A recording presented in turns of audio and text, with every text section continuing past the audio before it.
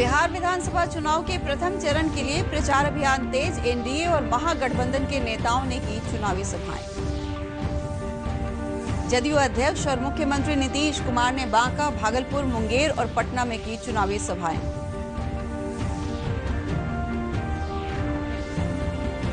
दूसरे और तीसरे चरण के लिए नामांकन प्रक्रिया जारी। तेजस्वी प्रसाद यादव ने राघोपुर सीट से किया नामांकन। और स्वीप के तहत प्रदेश में चलाया जा रहा है मतदाता जागरूकता कार्यक्रम।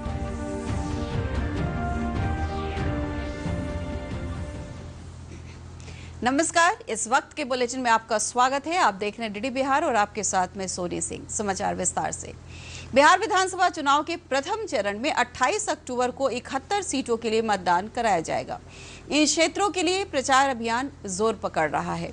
सत्तारूढ़ एनडीए और विपक्षी महागठबंधन सहित अन्य गठबंधन दलों के नेता अपने अपने प्रत्याशियों के पक्ष में चुनावी सभाएं कर रहे हैं। वर्चुअल माध्यम से भी जनता से संवाद किया जा रहा है। जदयू के राष्ट्रीय अध्यक्ष और मुख्यमंत्री नीतीश कुमार ने आज बांका, मुंगेर, भागलपुर और पटना के मोकामा में चुनावी सभाएं की। बांका के अमरपुर में चुनावी जनसभा को संबोधित करते हुए मुख्यमंत्री ने कहा कि सरकार ने सभी क्षेत्रों में काम किया है और लोगों को बेहतर सेवाएं और अवसर प्रदान करने की कोशिश की है। उन्होंने कहा कि जनता सरकार के कामों का आकलन करे। उन्होंने विश्वास व्यक्त किया कि उन्हें काम के आधार पर जन समर्थन मिलेगा। पूरे तौर पर मुफ्त में होना चाहिए और हर टेक्नोलॉजी से जोड़ेंगे। अगर किसी के पशु का भी इलाज की जरूरत है, तत्काल वहां खबर होगी और वहां से आकर के चिकित्सक उसका इलाज करेंगे। शहरों के तौर पर और जो भी काम हम लोगों ने करवाया है उसके अनुरक्षण का काम करवाएंगे।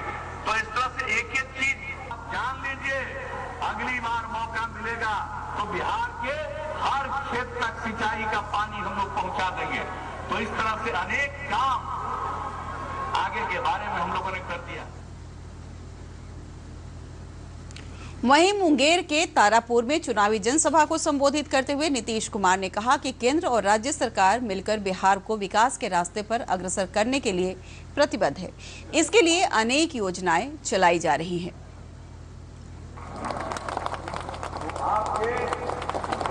सम्मानित अध्यक्ष जी, इस मंच पर न्याय का राज स्थापित किया। किस तरह से पहले बुरा हाल था, क्राइम को, करप्शन को, कम्युनलिज्म को हम बर्दाश्त नहीं करते। इसके लिए हम लोग काम करते रहते और अपराध नियंत्रण में भी जो काम हुआ, आज पूरे देश में बिहार अपराध के आंकड़ों में, पूरे बिहार में इतनी बड़ी आबादी का इतना बड़ा राज्य है, अब बिहार के इसमें नंबर पर है। जरा इस बात को जान लीजिए कि कितना काम होता है। चुनाव प्रचार अभियान के क्रम में विभिन्न दलों के नेताओं की ओर से एक दूसरे पर आरोप प्रत्यारोप का दौर भी जारी है। भाजपा के प्रदेश प्रभारी भूपेंद्र यादव ने कहा कि राष्ट्रहित की भावना हमारे लिए महत्वपूर्ण है। उन्होंने कहा कि विपक्ष के पास कोई मुद्दा नहीं है। क्या आरजेडी के नेता श्री तेजस्वी यादव जी ये बताएंगे कि सरकार के खिलाफ कौन सी जांच पेंडिंग है, कौन सा केस पेंडिंग है? केवल मात्र आरोप लगा देना और अपनी जिम्मेदारी से भाग जाना, इसको तो बिहार की जनता खूब समझती है। आखिर क्या कारण है कि उनके दल से महादलित समाज, पिछड़ा समाज, अति पिछड़ा समाज, ट्राइबल समाज, इन्होंने एक एक करके गठबंधन को पिछले 3 महीने में छोड़ा है। जो अपने साथियों को 2 महीने साथ नहीं लेके चल सके, जो खुद किसी के साथ 6 महीने साथ ना रह सके, वो बिहार को साथ लेके कैसे चल सकते? जदयू के कार्यकारी प्रदेश अध्यक्ष अशोक चौधरी ने कहा है कि एनडीए सरकार को अपने काम पर भरोसा है और उनकी पार्टी सरकार की उपलब्धियों के नाम पर ही जनता का समर्थन हासिल करेगी। देश में काम किया है अपने 15 वर्षों में और लोगों को सीएम पे भरोसा है, नीतीश जी के चेहरे पे भरोसा है और नीतीश जी के चेहरे पे उम्मीद है। इसीलिए उम्मीद और भरोसा पर लोग वोट करेंगे नीतीश कुमार। वहीं राष्ट्रीय जनता दल के नेता और विधानसभा में नेता प्रतिपक्ष तेजस्वी प्रसाद यादव ने पटना में संवाददाताओं से बातचीत करते हुए कहा कि एनडीए सरकार में बिहार का विकास नहीं हुआ है। प्रदेश की जनता भ्रष्टाचार और बेरोजगारी से त्रस्त है।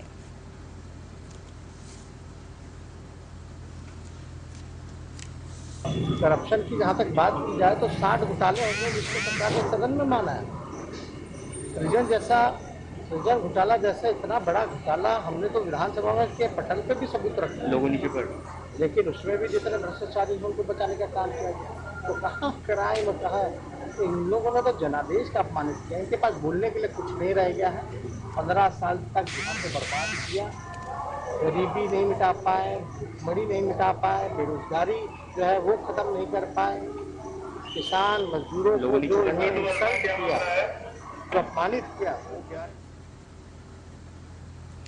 एक तरफ जहां पहले चरण वाले क्षेत्रों में प्रचार अभियान जोरों पर है, वहीं दूसरे और तीसरे चरण के लिए नामांकन प्रक्रिया जारी है। एनडीए और महागठबंधन दलों के अनेक वरिष्ठ नेताओं ने आज नामांकन पत्र दाखिल किया। विधानसभा में नेता प्रतिपक्ष तेजस्वी प्रसाद यादव ने आज वैशाली की राघोपुर सीट से राजद उम्मीदवार के तौर पर नामांकन पत्र दाखिल किया।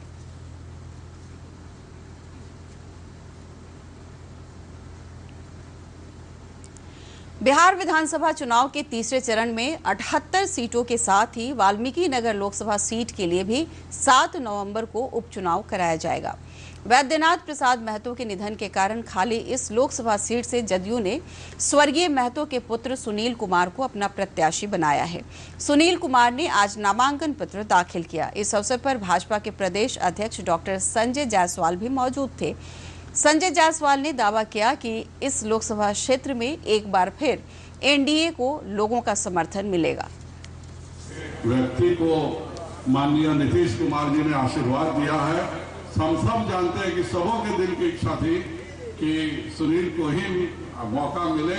बहुत आंधी पानी बहते रहता है, लेकिन जो अपने घर का होता है वो अपने घर का होता है। बाहर का कुछ कितना का अवसर हो होकर कोई ना पूछेगा अपन घर के लेकर। बिहार विधानसभा के चुनाव के मद्देनजर औरंगाबाद जिले में लोगों को मताधिकार के प्रति जागरूक किया गया। भारत स्काउट और गाइड औरंगाबाद के संयुक्त तत्वावधान में आज एक जागरूकता रैली निकाली गई, जिसमें लोगों को मतदान के लिए प्रेरित किया गया। सौरभ जोरवाल ने बताया कि इस तरह के आयोजन से लोगों में मताधिकार के प्रति जागरूकता बढ़ेगी।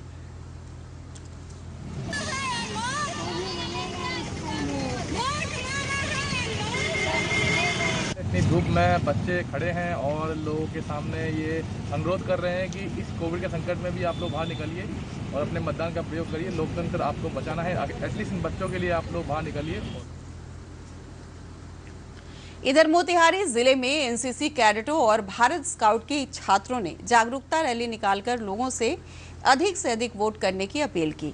स्वीप के तहत आयोजित इस कार्यक्रम के बारे में जानकारी देते हुए जिलाधिकारी शीर्षत कपिल अशोक ने बताया कि यह जन जागरूकता रैली शहर के विभिन्न चौराहों से गुजरेगी और लोगों को मताधिकार के प्रति जागरूक करेगी।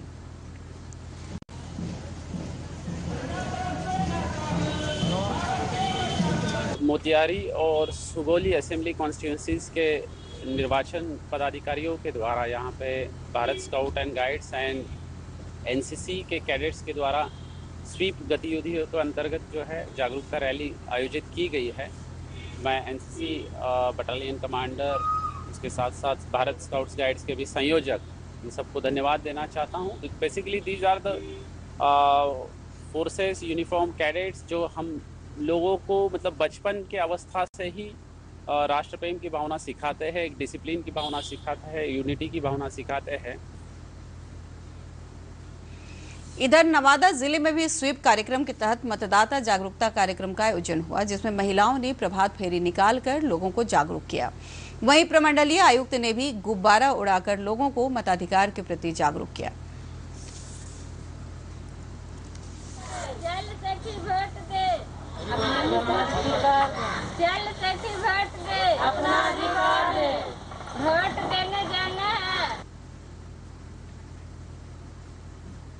राष्ट्रीय आपदा मोचन बल एनडीआरएफ की 9वीं बटालियन पूर्वी चंपारण, सुपौल, सारण और पटना जिले में कोविड महामारी से बचाव के लिए जन जागरूकता अभियान चला रहा है।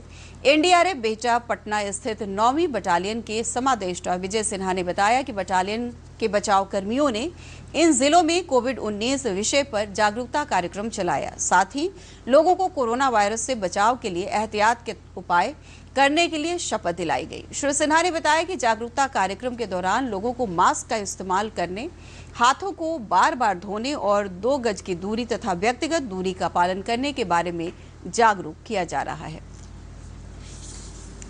डीडी न्यूज की मुहिम मास्क अप इंडिया को जन समर्थन मिल रहा है। कोरोना संक्रमण पर काबू पाने के लिए चलाए जा रहे इस मुहिम पर समाज के विभिन्न वर्गों से लगातार सकारात्मक प्रतिक्रियाएं मिल रही हैं। मुहिम है 2 गज दूरी, मास्क है जरूरी।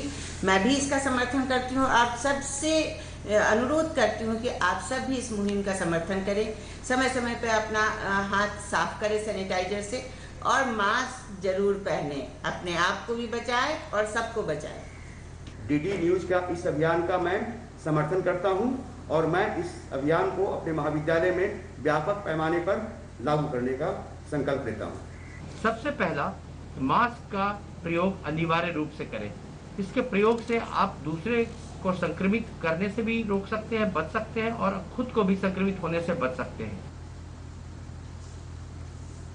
और अब 3 मिनट में 10 खबरें।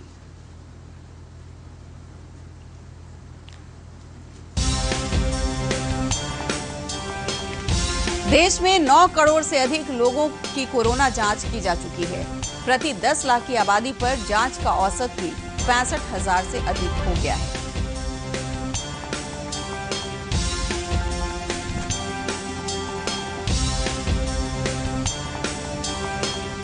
उत्तर प्रदेश सरकार ने हाथरस में कथित सामूहिक दुष्कर्म की शिकार युवती के परिजनों और गवाहों को त्रिस्तरीय सुरक्षा दी है।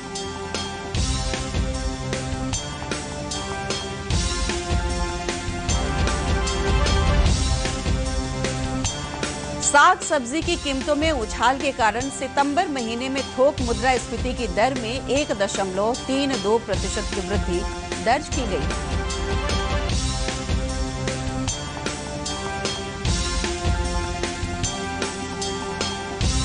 Indian farmers fertiliser cooperative IFFCO ने देश में जैविक खेती को बढ़ावा देने के लिए जैविक उत्पादों को बाजार में उतारा है।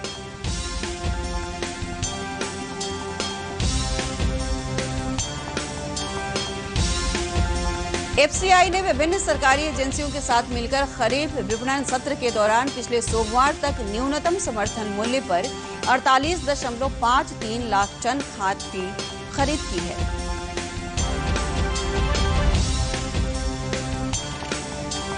कोरोना वायरस के कारण सितंबर में परीक्षा नहीं दे सके परीक्षार्थियों के लिए आज आयोजित हुई नीट परीक्षा।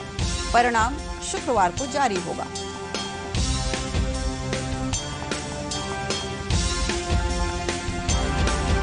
भारतीय प्रौद्योगिकी संस्थानों के संयुक्त प्रवेश बोर्ड ने कोविड से ग्रस्त होने पर प्रवेश परीक्षा में शामिल न होने वाले उम्मीदवारों को एक और अतिरिक्त प्रयास की अनुमति देने का निर्णय लिया है।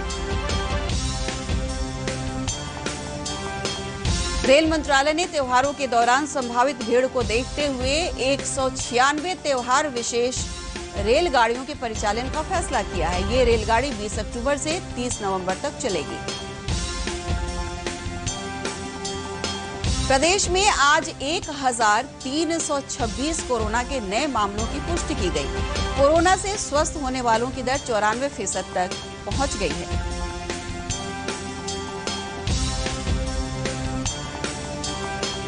मुंगेर जिले के दियारा इलाके में नकली शराब फैक्ट्री का हुआ उद्भेदन। भारी मात्रा में शराब के साथ 15 गिरफ्तार।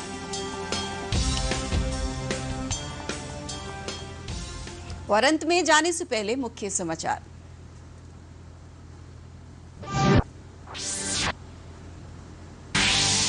बिहार विधानसभा चुनाव के प्रथम चरण के लिए प्रचार अभियान तेज। एनडीए और महागठबंधन के नेताओं ने की चुनावी सभाएं। जदयू अध्यक्ष और मुख्यमंत्री नीतीश कुमार ने बांका, भागलपुर, मुंगेर और पटना में की चुनावी सभाएं।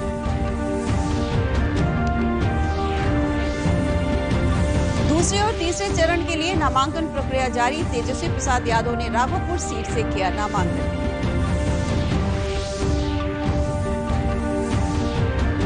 और स्वीप के तहत प्रदेश में चलाया जा रहा है मतदाता जागरूकता कार्यक्रम।